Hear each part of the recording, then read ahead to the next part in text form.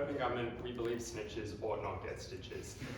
We're going to prove two things. Firstly, that this reduces crime, and that is a benefit worth trading off any of the harms of this.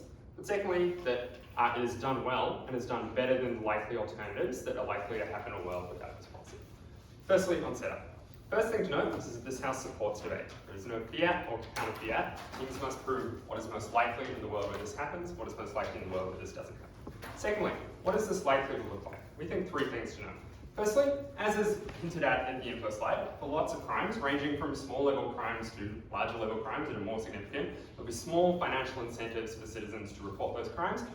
It could just be, supporting the reporting of those crimes as well, without financial incentives if that is, more ethical in other situations. Secondly, evidence law still exists. You still have to prove and show the context of this evidence. If it's a super dodgy photo, it's not going to be that useful in court, but that photo, can be more useful than it is in the status quo. That just body of evidence law would change a bit. Thirdly, what this doesn't look like is granting new powers to citizens to arrest or detain other people. It's about information gathering, it's about sharing that information, it's not about giving them the power to do things. Thirdly, I just think urgent setup. I think it's important to note that there are different contexts in this debate. There are contexts where police are relatively weak compared to criminals in the country. That often looks like a lot of developing states where they do have high areas of crime, where this allows, we're going to prove that this allows the prioritization of police resources. But secondly, there are other contexts where the police are strong, many say too strong, such as in the United States, and we think this is going to help curb the worst behavior of those police. This is going to be a better alternative. In both those contexts, open government will win this debate. Let's talk about how we reduce crime. Any clarifications have to take them? Yeah, sure. So would the financial reward be scaled to the importance of the crime and would be paid out when you make the report only if prosecution is successful or contingent on some other criteria? It would scale, and you would be paid when you make the report, but only if it's like a valid report. So like if you submit a dodgy photo, you wouldn't be paid. Let's talk about how you reduce crime. First thing we know is we provide a big disincentive to commit crime. This is for the reason that you think you are much more likely to get caught. And the problem in the status quo is that many people commit crimes because they see it as the easiest option, because they know that the chance of them getting punished is actually reasonably small. They look around, they don't see any police officers, and they think, well, yes, the punishment for this could be quite bad, but with the set of information I'm currently presented with, I'm unlikely to go to jail, I'm unlikely to face that problem. Now, you just are much more likely to believe that anyone could report you for doing a crime. You're more likely not to do that crime. And that's important because people are really bad at accurately evaluating things that are low probability but high harm. And that means we're now much more rationally able to assess our own desires about whether we want to make that trade-off to commit a crime or not. And I guess intuitively, most crimes are bad, so if we provide a disincentive for most crimes, that is a good thing. But I think also, structurally, it is probably likely that the worst types of crimes are the ones where you're more likely to think that you're going to be caught in. The second thing to note, though, is that we just do provide accountability for people that do commit crimes. That is to say, the worst criminals are the ones that are the most likely to be caught. That is for three reasons. Firstly, these crimes are often more visible. If you commit a crime that has a lot of harm, it is more likely that that crime is in potentially a public space. Not always, but often, right? And it's often a crime that people would be able to have access to. Secondly, average people just aren't that motivated to be a snitch on something that doesn't matter, right? Like, people care about violent harm that goes on in their community. People don't really care about parking tickets, right? Like, it might happen sometimes. It's also a hassle to have to submit this to the government. It might not be worth it for you. But if you believe you're doing your duty to help the safety of the society, that's more important. But thirdly, as we'll explain later, where the police are weak, this means you can reprioritize those police resources, which means that we stop more crimes because now police can focus their resources on the areas where crimes are heavier, right? So that might look like diverting more resources to the worst gangs that have control of that country. That is something that is better now that they don't have to spend as much time on this stuff. Yeah? Aren't the situations you just described the exact types of situations where people are likely to have a range of other incentives, like a moral incentive or a personal safety incentive, to already report those crimes? Maybe. That's a good point. I think there's lots of people that have incentives to report, but also have a bunch of other incentives not to, right? Like that same safety incentive means that you don't want to report it because you don't want that risk to you. But when everyone, that incentive acts on everyone at the same time, that means that no one ends up reporting it because they're all fearful of doing the individual stuff. Now people internalize that as a personal calculation that they have to make. Like they get more personal benefit from it. Because lots of people care about morals, but if there's no distinct benefit to them, they're unlikely to do it.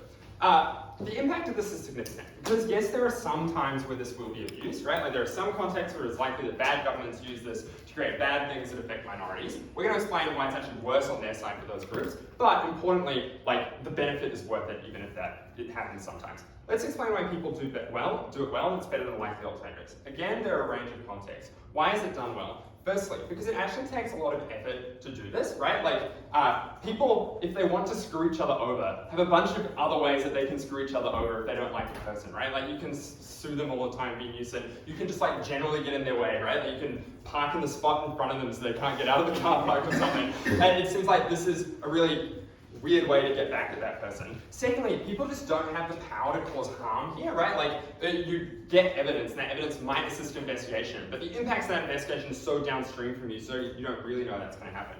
Thirdly, people might prioritize their own safety. What are the alternatives? The framing here is that tough on crime attitudes are symmetric, because people want to feel safe.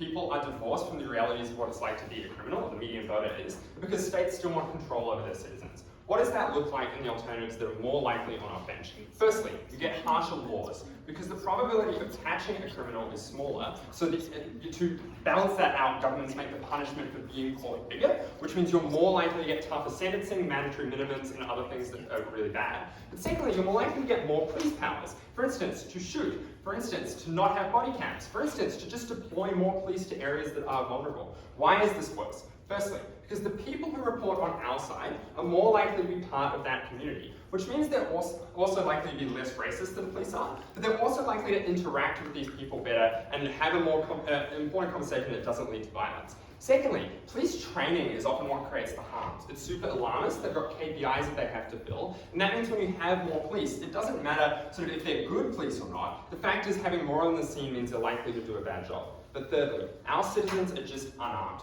Often violence happens because people get into altercations with the police. The more you have the governments that feel like they need to be tough on crime and feel like they need to put police on the ground to do it, the more likely you're going to get escalations in that violence, and that means opposition benches decide that hurts minorities more.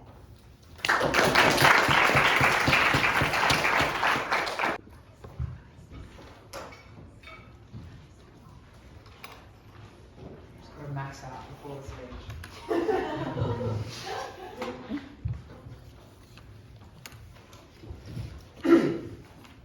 Lots to do in this speech, and lots of reasons why this is a bad idea. The only crimes this affects are things we already implicitly accept as a society are not worth punishing, and that people so openly do in public spaces in the status quo, and police decide not to punish so frequently that people wantonly do it, such that people would encounter it in public spaces incidentally, for harms than that result. First, this massively overburdens the justice system. Secondly, this leads to a bunch of confrontations between citizens on the street, which produces violent confrontations. Thirdly, the crimes that you would punish under government bench realistically are just not as bad as the punishment to the individuals who are realistically punished, explaining why punishing those crimes isn't worth it. Fourthly, if this works absolutely perfectly, it creates a profound sense of unease and unsafety through interacting in public spaces, all of which are harmful. Before that, what are the crimes? No, in order for citizens to feasibly be able to report these things to the police, there needs to be a plausible mechanism by which that citizen finds out about that crime, and overwhelmingly that's just going to be stuff that you see going about your day-to-day life. Like, I think closing opposition are absolutely correct to point out that more serious crimes, things like gang violence, things like drug trade and whatever, are the kinds of things where police overwhelmingly in the status quo devote a lot of resources to those things, in which people, probably random citizens, don't feel comfortable going up to a drug dealer or trying to take photos of what they perceive to be a drug deal if they're correct. They have personal safety incentives either to not do that or to report it in the status quo surreptitiously. It seems as if that you need to do something to identify that you're like, that's a criminal. I'm taking a photo of you that identifies yourself, which suggests that you're probably unlikely to do that. Exclusively now, I think this would capture less serious things. Things people feel comfortable in the status quo doing in public, for the reason, like for instance, like jaywalking, right? That is technically a crime in lots of jurisdictions, or overstaying your parking ticket, or smoking weed in the street. Things that are, again, technically illegal, but police forces have overwhelmingly in the status quo decided are not antisocial enough that they are worth punishing, given a context of limited resources to utilize for policing. And so, these are things that you would incidentally see on the street, because people feel there's enough normative acceptance of those crimes, and that the police are unlikely to punish them for those crimes, such that they do it in the status quo. And these are the crimes that I think are just A, not worth punishing, but also other kinds of things we shouldn't overload the justice system on. Let's get to that. But actually, opening government, what you got? So who prosecutes those crimes? The justice system, probably, either the police have to sift through a shit ton of false reports, or you actually have to get things through to an already overburdened legal judging system, which would delay much more serious things from being prosecuted. Let's talk about that. There obviously are going to be false reports that police are going to have to sift through. Let's mechanize why there will be a lot. Citizens generally are not across technical legal rules, they're not across technicalities of what constitutes a crime or not. People are going to search for the reward. It provides a pretty substantial honeypot, even if it is somewhat minor. Even if this is the reason why there's much higher incentive now, if you're unsure if you've witnessed a crime or not, that you now report it to the police. And obviously people's sense of bias influences who they think are criminal. So a black person on the street who, is actually using the pedestrian crossing, you might forget that and you might actually just report them for something that is perfectly legal. The reason here is just there are going to be lots of false reports, citizens are imperfect and citizens are biased, which means that they have to report probably tens and thousands of things to the police, which the police now have to devote their resources to sifting through, identifying if they're accurate. And again, no, these are crimes that society in the status quo has implicitly accepted are not worth punishing, are not worthy of the police resources given a limited context of punishing overwhelmingly, which explains that one of two things results. Either the police decide that they're going to address these things in earnest, they're going to devote lots of their resources to dealing with these new citizens' reports for probably lower and less serious crimes, all of which explains why, in a context of already being overburdened, those justice systems do not have the resources to deal with all of the things that are serious, like sexual assault, like murder, like gang violence, that they actually do have to deal with. Like this year I was a witness in a criminal trial for an event that occurred in January 2021 and was resolved only a couple of weeks ago. But these justice systems would I'd have to do that, delaying justice for a great many people, or they have to ignore the citizens' reports if they don't deem them as serious enough. Which means that the exact lack of faith that people feel in justice systems, if they report something and they don't feel as if that's actually prosecuted, means that either justice systems are obliged to punish or obliged to signal that they're actually treating this system seriously, or they lose the faith of citizens in that justice system, overwhelmingly harmful for those justice systems.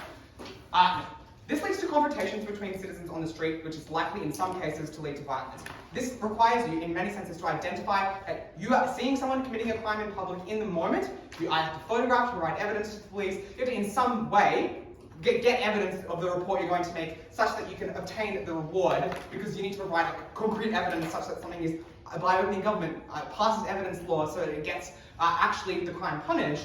Which means that if this is widely used and widely known, and again, provided our characterization that these are crimes that most people don't think are that serious, and people now fear if someone's photographing them in public, doing something that is nominally illegal but they think is perfectly fine, and they know they're about to face a $200 fine if that thing ultimately gets reported, means that in some cases, and if we believe criminals are somewhat violent or irrational, means that there are going to be far greater citizens who, if with good intentions, pursuing that reward, pursuing, being busybodies, and I think there are plenty of busybodies in the world, who just get punched in the head by a person that they're taking a photo of in public, and it just does lead to a sense of unsafety between people. And I think that is a perfectly likely, if implausible on a one-to-one, like maybe every 100 reports that happen in the system, only one of those produces violent altercations. But jaywalking is so pedestrian, and pursuing a reward for trying to catch someone for jaywalking is so pedestrian. The context is that you probably just would have a bunch of punch-ups on the street about things like jaywalking, not really worthwhile. Finally, some crimes are just not worth the severity of the punishment that you would be incurring upon people for them. Again, these are kinds of things that the police have rationally decided don't have a degree of antisocial harm, they sufficiently punish and disincentivize from wantonly performing in public such that citizens encounter them in their everyday lives, which means that they don't view the harm of that as triaged as seriously as other crimes that exist.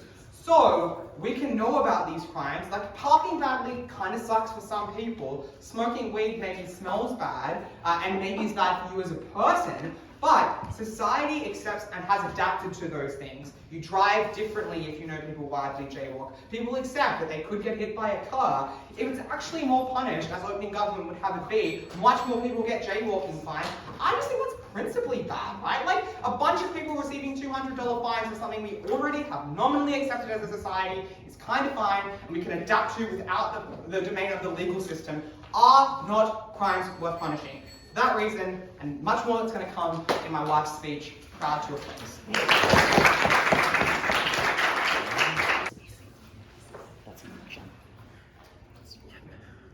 None of the benefits of opening government, or I guess a few little and relatively unimportant ones, are contingent on these claims, these photos actually being particularly scrupulously reviewed. We think if it is the case that this is such a strain on these particular governments, we are totally fine if the police literally never ever look at these photos, they never look at the reports of parking fines. Because the benefits that we explain to you are about the system. They are not like, oh, well, we catch more guys. It is, first of all, that it provides a disincentive, and we think that the particulars of how those claims are aired, the particulars of how they're scrutinised, are obscured from people. We don't think either, A, the person who submitted the report is likely to get a huge amount of feedback on the claim beyond the thank you for submitting your claim, it's been reviewed by a robot and it's legit.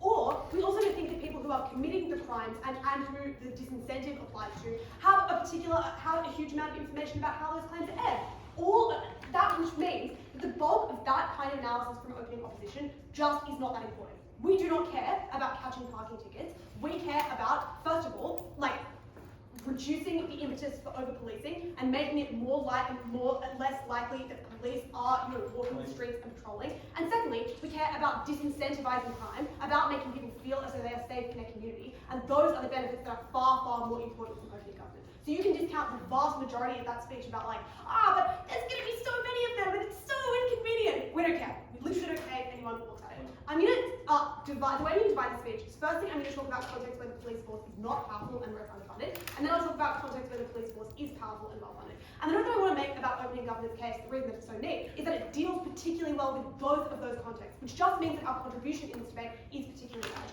Let's deal firstly with where the police force is not powerful and underfunded. The benefits that we secure here are, first of all, we make policing more effective, none of which is contingent on what you hear from that speech. First of all, we explain that now they can prioritise policing important crimes because they have a little bit of a disincentive already, even if those claims realistically do not get aired. The second important benefit that we secure on this issue is that we remove the impetus for the worst kinds of actions of the justice system. Because when systems are particularly underfunded, that is when police crack down to project power in areas that are unimportant. That is where laws are harsher to provide a disincentive. We create a different route by which those things can be achieved, which are likely to be less violent. And the impact of that is just a reduction of crime and a reduction of violence. So let's deal with the claims that we get in that speech. The first is that this doesn't punish good crimes. First of all, as I explained earlier, we don't care. Police waste an enormous amount of resources in the status quo, policing claims that are, as this team identifies, relatively unimportant. Like Oscar is like, they don't police them, but we would suggest that they do. First of all, they over-police particular areas. They over-police these areas because they feel as though they have to have some amount of control in particular areas, but also they over-police individual instances because it's so hard to catch them, which just suggests that police do an enormous amount of inefficient and often quite violent work to try and catch these kinds of crimes in their world, and we reduce that impetus because there is some amount of disincentive already, and now police can reprioritise, they can do things that are more important. The next claim is, all of these claims overburden the system. Three responses. First of all, if they're overburdened, as I suggest, they'll just deny all the reports. That's totally fine. The harm is not that big for the reasons they identify. Second of all, we would suggest that this is not a huge burden. Like a lot of it can, first of all, for the reason that a lot of the work is now outsourced. Like you don't have to be the one creating the complaints. You just have to look at them. Presumably the review process is the same. That means it's less of a burden. But also, a lot of these things are particularly easy to automate. Like you can literally get a computer to review the photo. Thirdly, we would suggest that silly claims are particularly unlikely for the reasons we suggest. That is because people are not motivated to act in this particular way to dig other people over. Maybe there are some busybodies. They presumably, for the reasons that closing identify, symmetrically submit bullshit reports. Totally unclear why that is a real claim from opening opposition. The next claim is, the claim then from closing opposition is that, well, people already have incentives to submit these kinds of reports anyway. First of all, we would suggest that that's obviously true sometimes, but this tips the scale for some people, and that's a benefit. Like, some people now submit reports, which means the police can rely on them more, and that is important.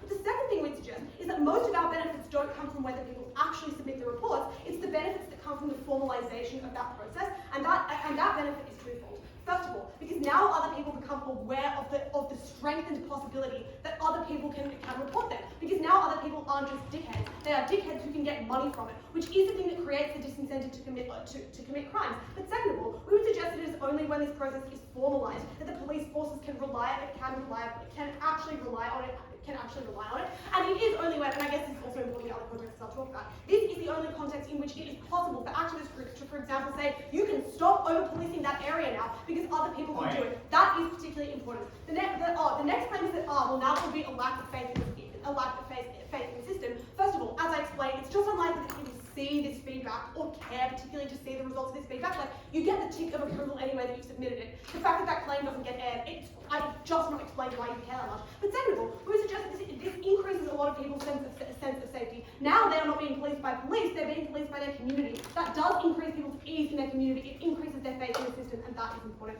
That's why we win in those contexts. I'll take closing. For a range of reasons, for instance, people exist in communities with the people who are committing crimes. People are often cognizant of whether a crime has actually been followed up on. And all of your mechanisms fall apart when people realise that the millions of complaints that have been submitted have no action being taken. So that's only true in communities that are so tight-knit that you would know if the person that you just submitted a complaint upon got a parking fine, which, like, you literally don't, and a lot of that information is private anyway. Like, Oscar's not allowed to tell me that much about the trial that they're in because that is private information, and people generally are cognizant of the fact that it's private. I don't really think that's true. I'm now going to talk about contexts where the police force is powerful and well-funded. And the benefit that we get here that gets literally no engagement from opening opposition is that this gives the mechanism by which police can be supplanted by people who are better, by people who are likely to treat that community with more respect and less violence. I'll deal with the claims now that we get from opening opposition. The first claim is that, well, this is likely to create violence. First of all, as we explained, citizens are unlikely to submit to their claim is like, well, now people will get in a brawl and a public shootout. Like, of course not. This is things like parking fines. Why on earth would people insert themselves into violent conflict in their world? People obviously prioritize their own safety. They're unlikely to escalate those situations. But second of all, we flip this because for all of the reasons that we give you in Will's speech that get literally zero response, we suggest to you that people are likely to be less violent than police. They do not have KPIs, the amount of fines that they have to give out. They do not, for example, have rigorous training that tells them that they ought to be particularly cautious of minorities. All of that suggests they are likely to be better and less violent. The final claim is this creates unease.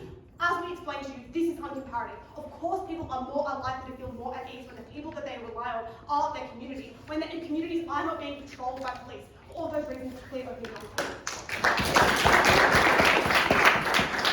Pretty bizarre that OG so readily walked back the benefit of catching offenders by saying they literally would not care if these photos were never even looked at, because then the extent of their case is just, you can report crimes and that makes people feel good.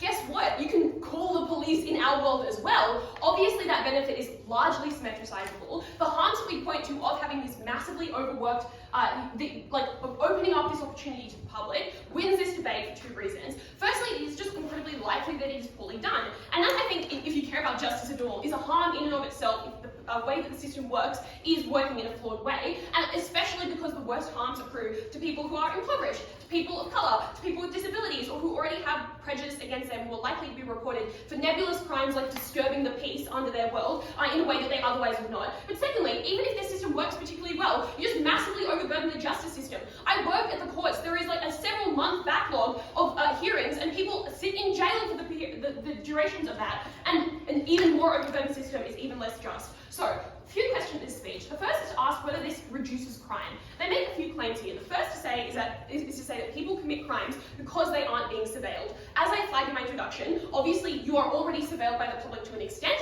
You're able to call the police in both worlds. You're able to have witnesses testify against you in both worlds. But secondly, there are a bunch of other pressures that get people to commit these petty crimes. For example, you're running late, so you speed a little bit. It's so unclear that the main factor in your decision to commit a crime is whether or not people witness it. It doesn't seem that impactful. Secondly, I think the second thing they say is that there is a better, that punishment gets better because, the second thing they say is that you catch worse crimes because people who currently don't report it for their own safety. I think this is incredibly symmetric. As Oscar flips this in their speech, they say that you get things like street confrontation. Obviously, you're also not likely to take a photo of what you believe to be an assault happening. You're probably still afraid of your safety then. But the last observation I'll make, as this is something Oscar does as well, even if you do reduce crime in their world, what kind of crime is it? I think they are very nebulous about the kinds of crimes that they're talking about. The one example they use is like parking violations, intuition pump this. I just kind of don't care if people park a bit shittily, if it means you avoid all of the harms we're talking about. Even if you do reduce harm, it is not worth it. Next, onto the idea of distribution of police resources, which I think is dropped at CAT, or actually no, it's not, is reframed at CAT. The main push we get here is that other things matter more, and therefore we should distribute resources in a way that means that police officers don't have to monitor parking. I think the first observation I'd make is like, we agree with this, so does the state. That is why they currently do distribute resources in such a way that they spend very little time. Like that's why there aren't speed cameras on every road, because that would be massively costly and speeding is maybe not that important. But every report of a murder that you get is thoroughly investigated. Secondly though, I think it doesn't actually, like once you over-report crimes, or if there are massive influxes of the amount of reports of like poor parking, for example, that inflates the importance of that crime within a particular justice system, meaning you're more likely to get resources diverted towards it because it seems like a bigger issue. But thirdly, we just flip this because we explained that the backlog is greater. Their response to this at CAT is to say that, well, it actually doesn't matter if nothing happens, if they just submit a crime and nothing happens, so there won't actually be a backlog. Three responses. The first is that they literally say that you get money when this photo is approved, which means there is some approval process which takes up some degree of resources. Secondly, if I park shittily and I never get fined for it, what deterrent exists for me? Like it's so unclear that they get any deterrence benefit if no fines eventuate. But thirdly, if they're using some sort of an AI review system, presumably to get around the resource problem, like capture tests literally ask if robots can identify cars or not. Like AI is not that good. It is so unclear that you would be able to appropriately do that. Fine. And insofar as you are using a shitty verification system, you're just likely to get an extra backlog when people appeal their fines because they're like, hang on, that wasn't my car, or that park was actually fine, meaning you get additional backlog. All those backlog harms stand. Again, this is people sitting in jail for 1 month versus 3. That is incredibly important. The next point of information. Yeah, sure, I'll take that. Yeah, how do you think the system would tie a photo of somebody's body doing an assault to their legal identity?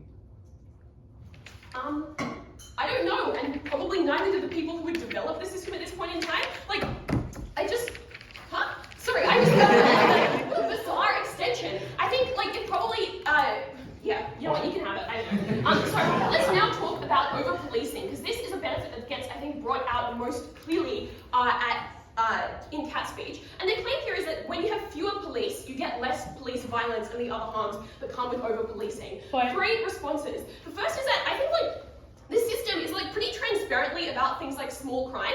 If they want to run that, they are framing it as now you will be able to take a photo of things like, massive drug deals or gang violence. Like, I don't think people are going to feel particularly comforted by that narrative. Obviously, people still want police around to deal with like bigger issues, such as the ones I just identified. But secondly, though, obviously police do more than just investigate crimes. They also prevent crimes. They also arrest people. There is still massive incentive for there to be police out on the streets. That is symmetric. I don't think there is any decrease in police presence. But the third thing to say is that, like, now you do just introduce more people into the justice system, and they are likely to be from members of minorities, which I'll get to in a second. But I would just note that there are just more interactions between the general public and the police, because it is just much more likely that they'll be caught doing things like jaywalking, which I think is particularly pernicious. If you care about minimizing the amount of interactions that people have with a potentially unjust justice system, you ought not introduce them to it by making every person, an executioner of the justice system. I think the harm that they identify about like less police violence is just totally disconnected from their case.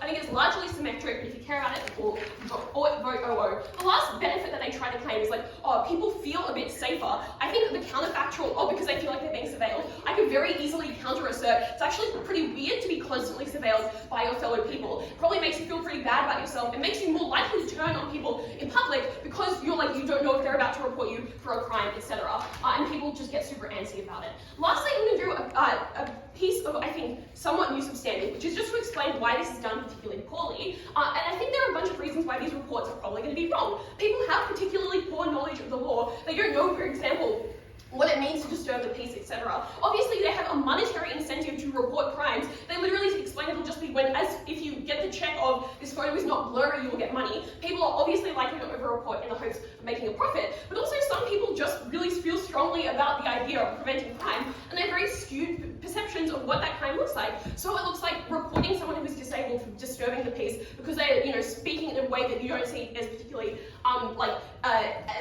as normal. It looks like reporting or taking a photo of people exchanging something small, assuming it's a drug deal, and they're actually just people of colour. And I think the problem with this is that we've already explained why this means that you get a massive backlog, but if you don't, you are just incorporating more and more people into the justice system. They are much more likely people from disadvantaged backgrounds, but even if they're not, it is just like so terrible to put people in a system that they literally do not belong in early.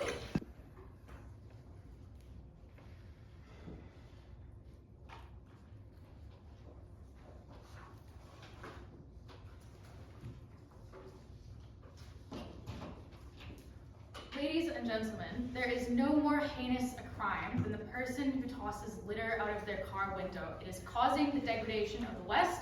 It is destroying our spiritual health. It is ruining our ability to connect with the built environment because it is making it disgusting. And solving that crime is the benefit that we will bring you at Closing Government. We will also do a few other things, but I think that that is something you all rate very highly.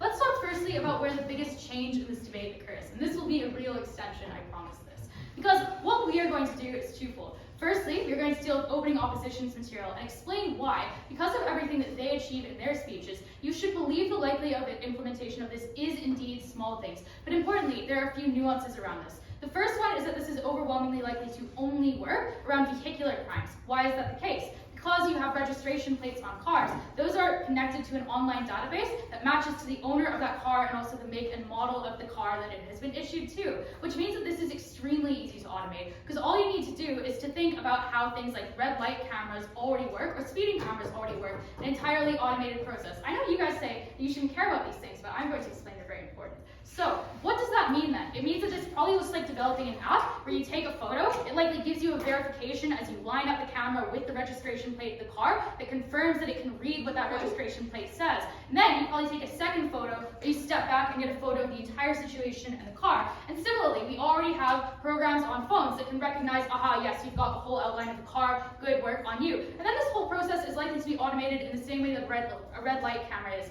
This is the easiest type of way to visualize what this looks like. It is clearly feasible with existing policy and existing products and existing technology. And unlike the things that opening opposition is concerned about, it does not rely upon, for instance, a non-existent database of faces that you would need to do things like, for instance, take a photo of somebody, a person committing a crime, and then try to figure out who that person even was and prosecute them. It's very easy when you instead take a photo of a car, the registration plate, which is why this is overwhelmingly likely to be what is most feasible in this debate and easiest to target. Because even if you think the infrastructure to do those things might be set up, actually using it for the reasons they describe, very difficult. But it's easy to automate it when it's things around cars. The second thing to say here is that this is also where the area of greatest personal behavior change takes place. Because for the reasons that, again, opening opposition provides, you're unlikely to want to involve yourself in something like a violent punch-up to try to collect evidence for what is likely to be a relatively menial reward, because those are not crimes that attract significant fines. What is important here then is that you should think about people who pick up bottles, right? People who collect the cans for the 10-cent reward. This is a program we have in Australia. It might not exist in the Philippines, sorry, Luigi. But here, you can collect a can and then you take it to a collection center. You give them that empty can and they give you 10 cents in return per can. And what is important here is that the vast majority of people do not partake in that program at all. They don't care about it. 10 cents is not worth their time. But some people spend their weekends going around their neighborhood. They collect bags and bags of cans. Kids often do this for pocket money. People do it because they're environmental crusaders. And those are the people who keep an entire neighborhood free of litter. And similarly, we think that it's likely some people would use these apps and get really into them like it's Pokemon Go for dodgy registration plates and bad parking. And they would go around their entire neighborhood on their evening walk that they take once or twice, maybe a few times a week. And every single time they see a car that's parked wrong, or a registration plate that's obscured by one of those plastic covers, or a registration plate that's been scratched out so you can't read it properly unless you take a very good, careful photo, those are the people who keep their neighborhoods safe of these particular infractions. These are the people who see somebody tossing a can out of the window of a car and they think, that is disgusting, and I'm going to take a photo of that car and you doing it, and I'm going to catch you in the act, you dirty, dirty litterer. That is extremely important. Why? Because obviously these crimes are in themselves disgusting, immoral acts. Like, they're not crimes of necessity, they're just crimes of being an evil person. The second thing is, some people deserve to be punished, right? But the second thing to say, that's a moral good, we claim that's closing government. But the second and more important thing is that often these crimes are actually things that allow much bigger crimes to take place. So the reason, for instance, that people cover up their license plates using those stupid plastic things, or they may obscure them in particular ways, is that they can speed serially, and they never get caught by the cameras. That's a big crime. That's terrible. It makes roads unsafe. Often these are the people who end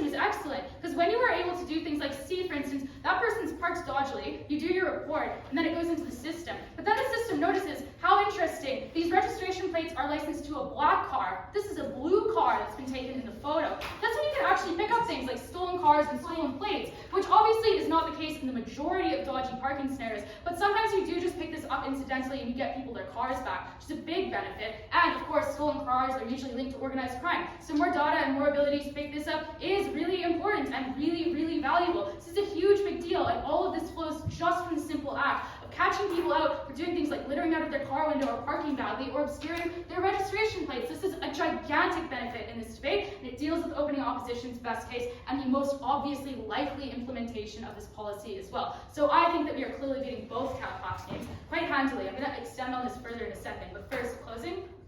No? Okay, opening.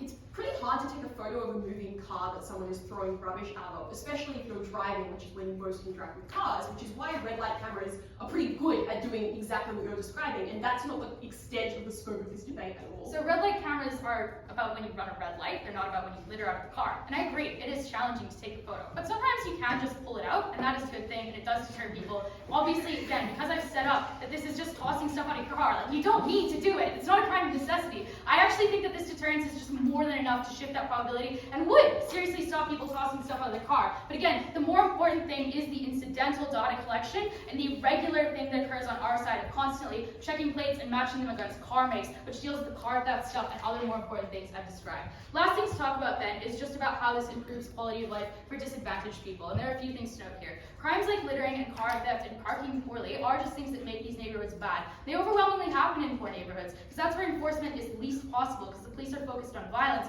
not on dodgy parking, and they often don't bother to divert even the small amount of time it would take to deal with those issues, because they have much more serious ones. But those damages those communities. It decreases property values. It means that car insurance is higher in these areas, because when there are constant dodgy parks, bad parks, it means that it's dangerous to drive on those roads because people stick out onto the road. You're more likely to just crash your car and bump into somebody. It's harder to see kids when the parking is erratic. You're more likely to run them over. This increases the cost of living in these areas in a material way. It makes them worse to live in because it looks disordered, it looks dirty, people are littering, which increases the stigma associated with these areas and the zip codes and the people who live there, because you think the people who live in a neighborhood full of litter are litterers, and obviously that's a heinous crime. So you would hate those people, and you believe that they deserve to not be employed, to not be given benefits. So this improves the quality of those neighborhoods in particular, benefits the most vulnerable, and we stop people from fucking littering! So,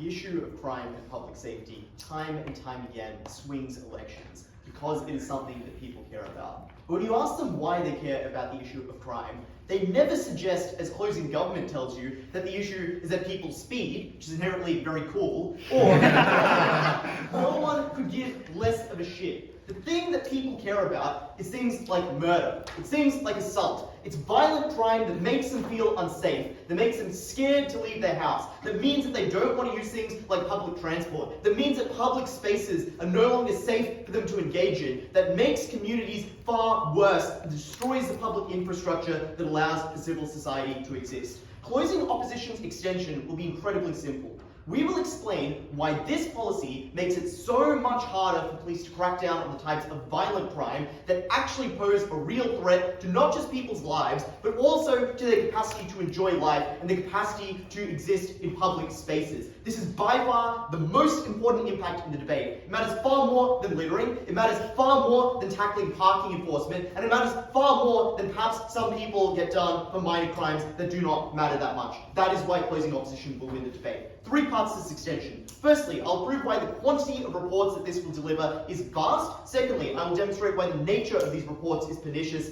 Finally, I'll explain why those 2 factors mean that the police cannot do their jobs well anymore. Firstly, why is the quantity of reports large? Opening government says there won't be that many reports because it's kind of a trek to submit a report, so most people won't even do it, man. But obviously they will. Why? Firstly, there's a financial incentive to doing so. Closing government themselves provide the analysis as to why this is likely to be an incredibly effective incentive and make many people do so. They talk about the bottle collecting, they talk about why there's a type of person who would be very keen to do so. Think about the type of person who likes to do research surveys for a couple of cents on the dollar. Secondly, the amount of crime, as opening opposition notes, is incredibly large. There is just so much public order crime. Doesn't really matter. It occurs a lot because no one really gives a shit about it, but there's a lot of it, so there's a lot of things you could very easily report. It doesn't require you to go out of your way. It's very easy to spot someone doing the vast majority of these things. But finally, there are just huge numbers of busybodies out there. Think about the number of Karens who just get a kick out of reporting every strata or HOA violation they can see, or note that your hedges aren't trimmed correctly, or that your grass is, a quarter of an inch too thick or whatever. These people would love to be able to engage in this kind of behavior, which means that the system will immediately be flooded with millions of reports a day. Secondly, why is the nature of these reports likely to be bad? Firstly, this will obviously not consist of major crimes. As we peel wide to opening government, one, these crimes are substantially less numerous than more minor public order crimes. But secondly, there are incredibly strong incentives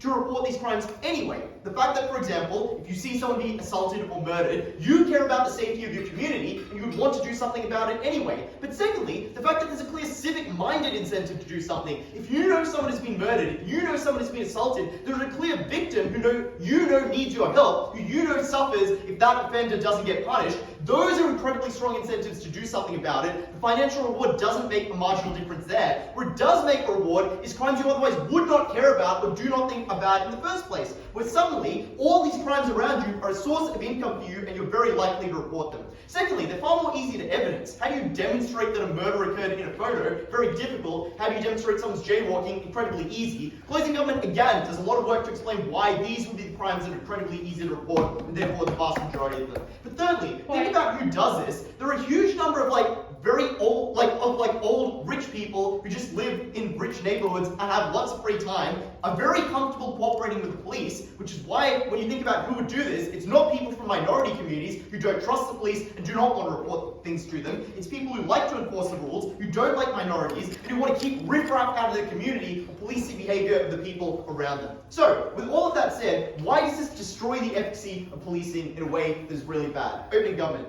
Yeah, the more people report these crimes, as you try to prove, the more governments feel like there isn't a need to over-police. Also, a lot of your megs are derivative.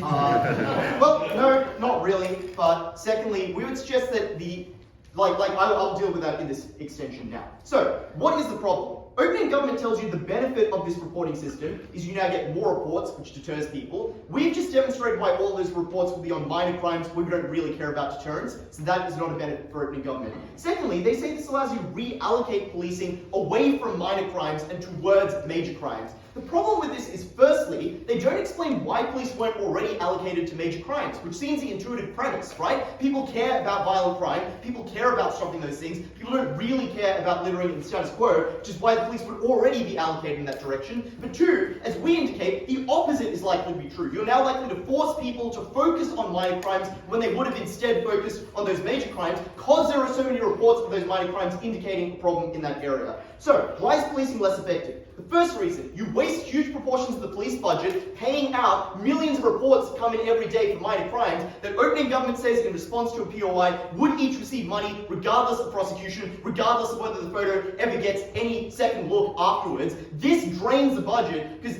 there's a huge constituency of people who just make money from making reports, and they'll continue to make reports until kingdom come. Secondly, there's a need to process those reports. They say maybe they wouldn't process the reports. They also say in other instances it'd be really useful to process the reports. That's likely to take a large amount of money. But thirdly, this generates huge quantities of evidence of minor crimes. That is harmful in three ways. Firstly, this is likely to now generate public pressure to address the issue of minor crime when there otherwise was not. Why? Because when you see that there are millions of instances of something that is technically illegal, people go, what the fuck's happening? That sounds like some kind of crisis. It's easily beat up by the media and by rags, like, the Daily Mail or whatever, which is why there's now pressure to address it at the expense of more important crimes. Secondly, it creates a constituency for dealing with those kinds of crime. Firstly, because all the people who report that kind of crime now have an incentive to push for those kinds of crimes to be be addressed and more attention on those crimes so they can make more money from reporting them in the first place. But secondly, the kinds of people who live in very rich communities that don't experience violent crime now have an incentive to say, this is an issue that I can force police to come and address. But thirdly, we point out that the geographic areas where minor crime is likely to occur are often very rich communities that do not suffer from issues of major crime. Those people have the clout to demand that police resources are reallocated in the status quo, and they can now demand that police, instead of engaging in the areas where violent crimes occur and where they're necessary to maintain things like public safety, are now forced to address things like littering in a rich community instead of things like assault or murder in the communities where they matter, because communities there lack the capacity to be able to demand police resources, lack the political capital necessary to be able to get the kinds of protection they need. This makes it so much harder to address violent crime. That's what actually mattered in the debate. Vote closing opposition.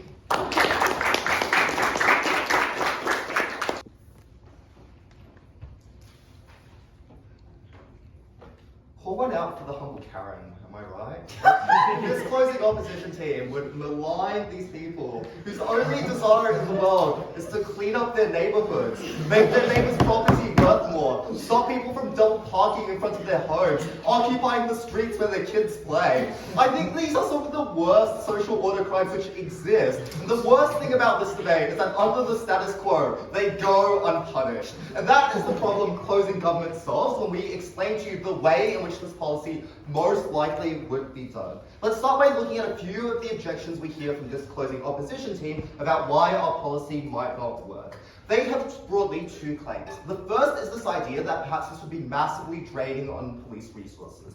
We have a few observations to make here. The first is the way Jordyn has to sell this model, because our opening government doesn't do it, is to explain that this would overwhelmingly be done with existing automated technologies. And we would suggest, contrary to the analysis from opening opposition, that that would actually be very effective. Firstly, the constraint set of this form of automation is incredibly small. All license plates have the same general shape. They all kind of use the same font. Written text recognition is literally like the benchmark on which AIs are trained, using the MNIST handwriting dataset, for example. This is a very simple automation problem in comparison to things like looking at faces, etc., which is just what's overwhelmingly likely to be the types of vehicular and property crime Jordyn focuses on in our extension. The second objection here is on expense. Perhaps the payout to the running of this automated system would incur a lot of expense. But the very simple observation we would make here is twofold. Firstly, under the status quo, there does exist a preponderance of police enforcement within those regions for the very same reason this opposition bench identifies, which is that those forms of crime are unpopular. People want to perceive themselves as safe, and that often involves the sense of active police presence. That's something which we uniquely fix under our side of the house when we empower individuals to feel like they have the ability to prosecute and crack down on those sorts of crimes. But secondly, obviously it is the case that many of these crimes are just bad for the local economics of the community. This closing opposition team wants you to care about people feeling unsafe walking through parks out of the fear of assault. But people don't feel unsafe at night when they walk through clean, well-lit parks. People feel unsafe when they walk through dirty parks that kind of smell like weed and are a little sussy and you don't really know how safe you'll be, right? Like, that's the sort of problem in this debate, where people actually do feel unsafe. So this also serves as a very clean response to the material they want to provide about electoral incentives. Because where you clean up those neighborhoods, where you make people feel like their property value is rising, where you make them feel like their children can play in the neighborhood, that's the point at which their lives are materially far more happier. They feel far more safer. All of that is to suggest that our world is the one which is likely to be particularly popular. The final claim we hear is that the final observation we would make is that this is obviously a supports debate. So we explain the model where this is most likely to happen, and all of the suggestions from this closing opposition team are necessarily reasons to suggest why it would not be done in the way they describe. Clearly, insofar as it would drain the entire police budget, we just wouldn't do that, and we would isolate it to a far smaller scope. The final claim we hear is on bias. The first observation I would make is just like, be comparative. Casts don't have races. I guess like they do, but they don't have ethnicity. The counterfactual is literally police patrolling the streets, and I have like individual people to prosecute. Clearly it is far more agnostic and more focused on those property crimes. The second observation we would make is, why the fuck would rich people do this where they don't already? This financial incentive is like literally pennies to them. At worst, maybe we make it a bit easier, but if you believe their characterization that these are all busybodies, they probably just call it on the police non-emergency line anyways. Deeply unclear why there is a counterfactual difference in terms of the amount of police presence we observe. And that, I think, activates the most important parts of our extension. We explain why this would be a policy which would be particularly effective at solving that scope of lower order crimes, one in which we would be able to deal with some of the strongest modes of social malaise under the status quo. Crimes with no real motivation other than just to fuck up the world because screw you, I got yours. I think it is a blight on the national character of institutions that would have otherwise implemented the system. We should defend a world in which people are nice to one another, and that is something I think closing government does most powerfully. Before I move on, I'll take the opening. Alright, I report someone for jaywalking or I think they're smoking weed. What happens? Do police investigate it? And do I get money? When do I?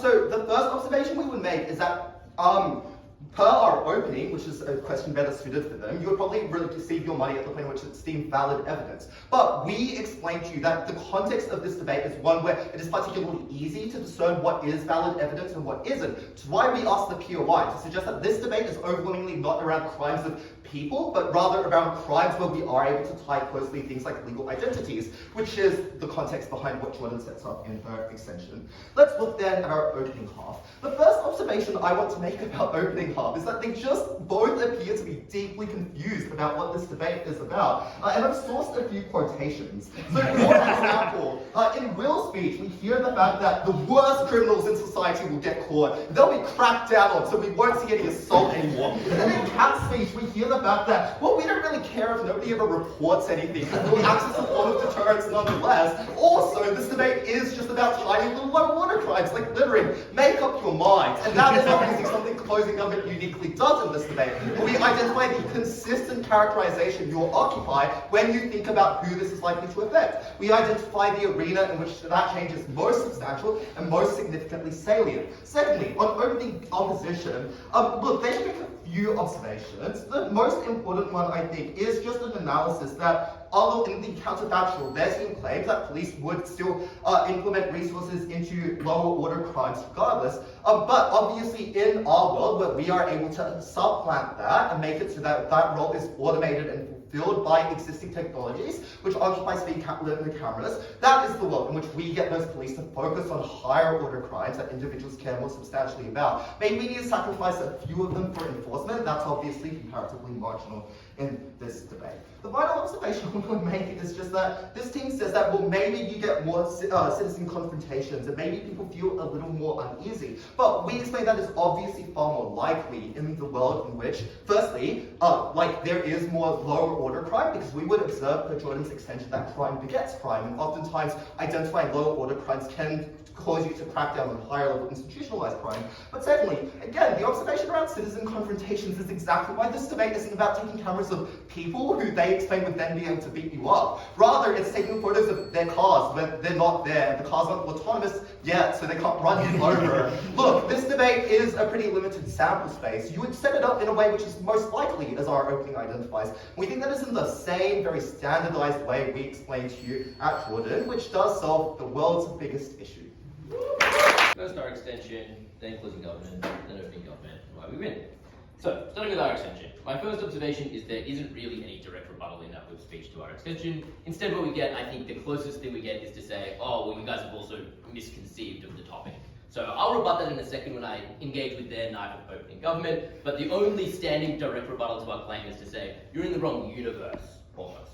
The other response we get is via a point of information and by opening government back into our member speaker, where they suggest that we are derivative. Now, my contention firstly is that we are not derivative in either of the first two planks of our extension, which are about the quantity of reports and the perniciousness of those reports. I can understand why it might seem like that, because these are things that are flagged by these teams, but I definitely don't think they go into the depth of analysis in terms of proving why those two things are actually true in any substantial degree of detail with mechanistic analysis. Now, the reason that's important, firstly, is because those things go to prove a lot of the key premises of the op bench in its entirety. So things like there being overcrowding, and even in this iteration of the debate, if you believe closing government for some reason, that is also only supported by the volume and the negativity of those reports and them being unuseful, which is the best proof at closing opposition. But that maybe doesn't convince you. The easiest way we win is with the third prong of what Udai tells you, which is the way in which this affects police efficacy, all of which is new analysis, in terms of talking about the way in which this requires police to be reallocated, the salience of the narratives that are created, and the way in which that puts pressure on police to move their very finite resources into different areas. I'll also point out that I think a fairly obvious claim in this debate, which is just about the enormous amount of funds that this takes out of the public budget, isn't really made at opening opposition, who focus more on the logistical and bureaucratic constraints rather than the monetary ones. So, at the end of that, closing opposition gives you the biggest fish in this debate. These two teams, by their own admission, are playing a little bit of small ball. This team plays a lot better, but they're both playing small ball, whereas we're playing at a slightly larger game, where we're talking about actually substantive and structural changes to the police force. That is why we beat all of these teams. Point. Let's talk, no thank you, about closing government. So, I hate to be the fun police, but as much as I love this extension, let's dismantle it a little bit. The first and very obvious thing to note in this debate is that this is a knife of opening government. You just cannot, in a debate, even a support debate, try and make argumentation that, firstly, supports a completely different counterfactual to the counterfactual that they support, and secondly, implicitly undermines a lot of their mechanisms and their analysis, such as it gives them no weight. So you cannot do either of those things, and doing both of those things, I'll take you a little bit later, is certainly not allowed. But even if you believe those things, let's walk through it a little bit. First, the prong of their analysis, which is this is the reason it would be most likely implemented this way, I don't think carries very much at all, because as I point out in the point of information, there are a litany of other ways in which you can identify people committing crimes, and people do it all of the time. Right? So for instance, you know that your neighbor is smoking weed and you call them up and your testimony is, I can smell the weed coming from my next door neighbor's house. That is sufficient to get quite close to identifying someone, as close as seeing someone's license plate, right? Because you know a location that that person is in just as much as you knew that that person was within a vehicle. That is how a very, very large number of crimes are reported. And that is like how crimes are reported every single day, right? Even a picture is a degree of evidence that allows people to enforce and make claims about whether or not someone has committed a crime. But let's move beyond plausibility, let's engage with the claim, assuming that somehow you believed all of their extension itself. We don't think it has a lot of weight, for a few reasons. First, we don't think that a lot of people are likely to buy into the risk-reward calculus of this extension as it is presupposed. For instance, you have to go and presumably buy a dash cam and get automated software and then go home and upload that software. And even if you don't, and that your version is a debate where we have fully automated on every single car, I don't know if that is your version, maybe it is not your version. Okay, so people have gone home, they've bought dash cams, they've got the AI software, no. Okay. Yeah, right.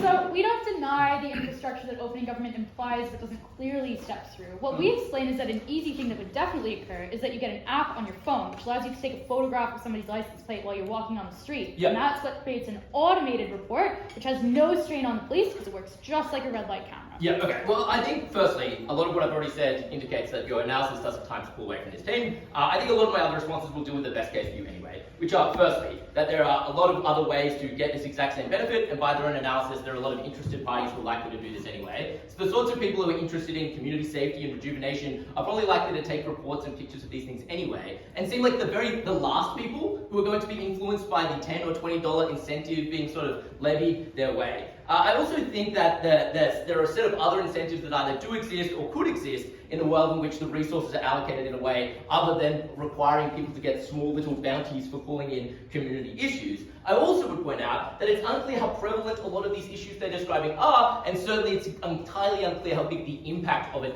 is. And I think you can tell by the sort of flippance of the examples that's given in terms of like, oh no, double parking is ruining our community. We would much prefer our extension, which is moving resources into a separate direction. So, closing government, I think nice is out of the debate, but even if they didn't, they are much lower impact than the other teams in this debate, so I think we are winning. Let's talk now about opening government. Sure.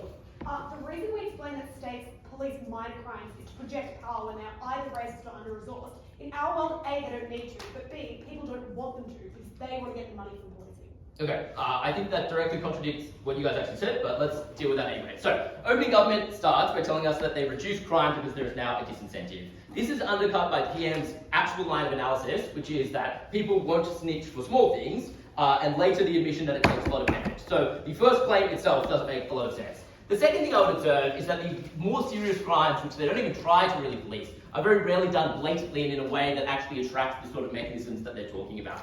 The second claim is about how and why they catch bad criminals. As I point out in a point of information, there are a huge range of incentives to avoid actually doing this in public, and the more serious the crime, usually the more discretion is taken, which means the less likely that the data can be collected in the way in which they describe.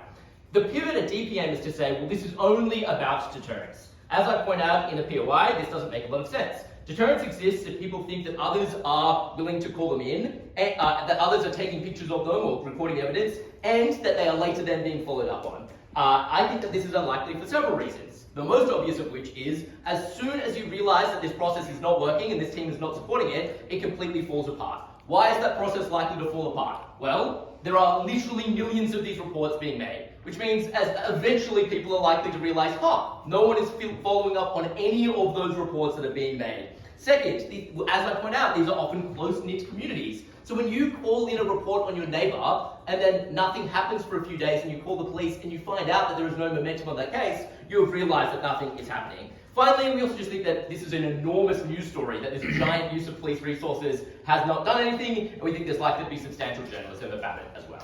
Anyway, this team doesn't do anything. This team does a lot of good things. We think ours is a little bit better. This team does a very fun and cool thing. Yeah.